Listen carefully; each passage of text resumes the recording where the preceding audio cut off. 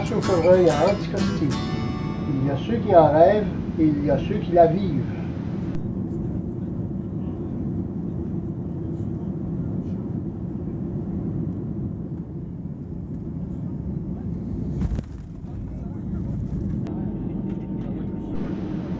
C'est toujours avec anticipation que les habitués voient l'avion qui les transporte venir se garer devant le petit aérogare de Port-Meunier, le seul village de l'île.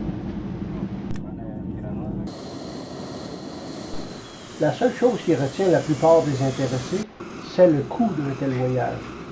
Mais en contrepartie, il faut considérer les services qu'on obtient, en plus du transport aérien motorisé, entre autres le guide avec camionnette et VTT, et surtout un territoire de chasse exclusif où on pourra opérer en toute quiétude.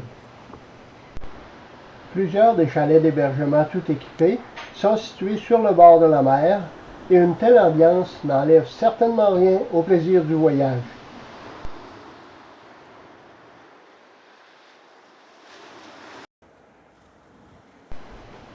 Le décor peut même parfois être agrémenté par la visite de quelques chevreuils qui ne dédaignent pas venir brouter la végétation autour des chalets.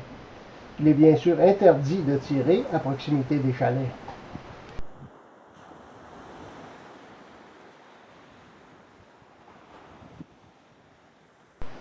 D'ailleurs, au cours des 4 journées de chasse, on a habituellement amplement l'occasion d'observer des cerfs dans toutes sortes d'environnements.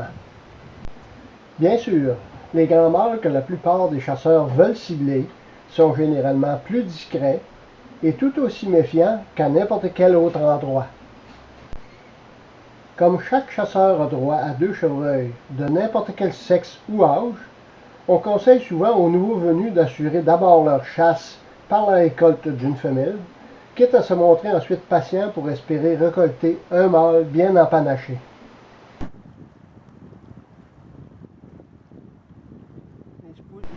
À l'approche de la saison de rut de novembre, on peut parfois assister à des affrontements entre mâles qui se poussent et se bousculent pour établir leur dominance.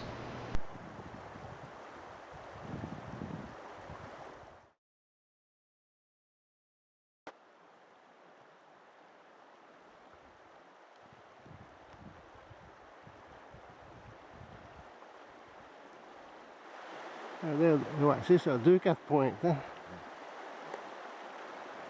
C'est beau ça, là. C'est beau ça. À cette période, la technique du rattling, qui consiste dans l'entrechoquement de bois de serre, est privilégiée par la plupart des guides et des chasseurs.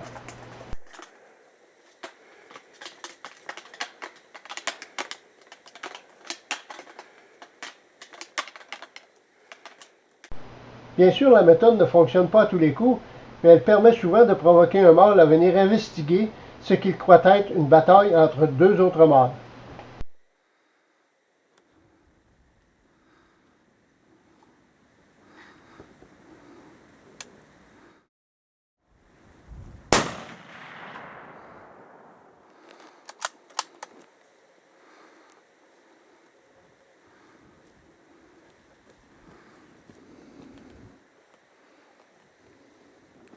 Il est tombé.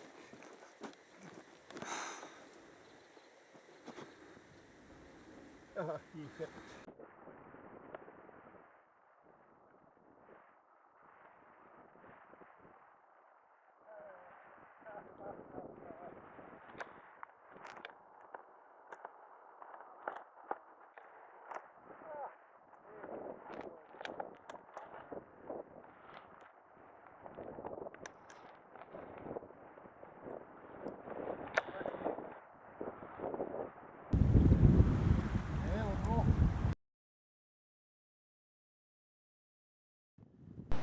Même si la récolte s'est effectuée assez loin, le guide se fera un devoir d'aller chercher la bête et de la ramener avec son VTT.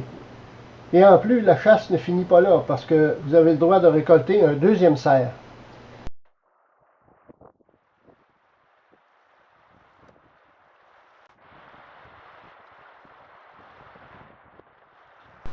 À cette période, quand on aperçoit une biche, il faut demeurer attentif, car il n'est pas rare de voir un mâle apparaître pour venir lui faire la cour.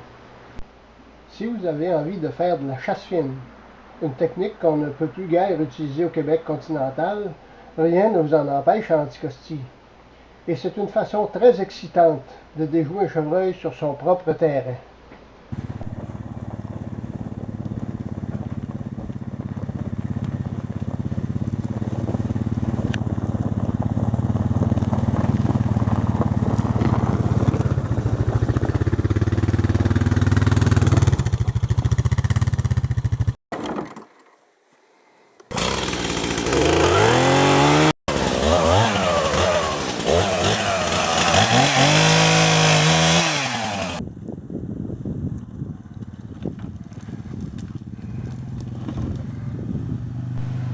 À l'aide des cartes du secteur et de vos connaissances en orientation, rien ne vous empêche de vous enfoncer en forêt, sachant que le guide ne reculera devant rien pour venir récupérer votre gibier, en notant bien sûr que vous ayez bien identifié l'endroit.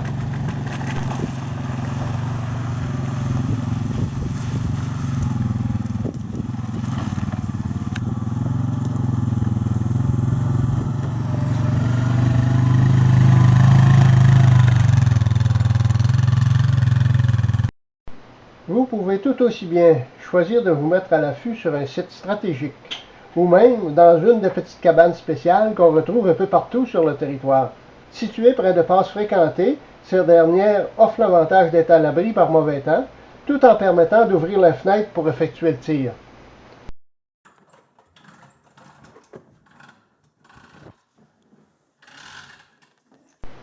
Les bêtes récoltées sont pesées, écorchées, dépecées, et les pièces de viande sont mises en boîte bien identifiées en prévision du voyage de retour.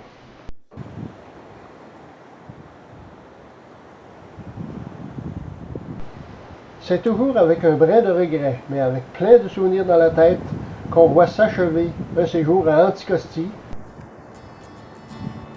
Et habituellement, on se promet de revenir.